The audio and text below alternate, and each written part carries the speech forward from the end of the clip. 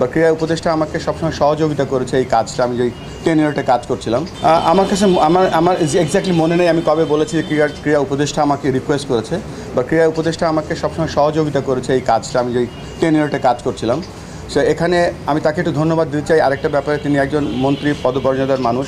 তিনি বিভিন্ন ক্যাম্পে, আপনি বলছিলেন যে বিদ্রোহী দল বা যারা বয়কট করেছে, আমি নিজে জানি যে রাত বিরাত সে বিভিন্ন জায়গায় তিনি গিয়েছেন। ওদের স্বপ্ন পূরণে পাশে থাকতে পেরে আমরা গর্বিত। চেষ্টা করেছি একটা সুষ্ঠু নির্বাচন শুধু না, একটা ভালো বোর্ড যেন আমরা তৈরি করতে পারি। আর এখানে আমার কাছে ইনফ্লুয়েন্স কিছুই মনে হয়নি। আমার কাছে যেটা মনে হচ্ছে, বাংলাদেশ ক্রিকেটের জন্য আই নিড টু কন্টিনিউ। এবং আমাকে যারা ভোট দিচ্ছেন বা ভোট দিবেন না, বা আপনারা যারা আছেন, যদি মনে করেন যে I am not good enough, আমি চলে যেতে আগ্রহী আছি any time. But at the same time আমার একটাই লক্ষ্য, বাংলাদেশ ক্রিকেট।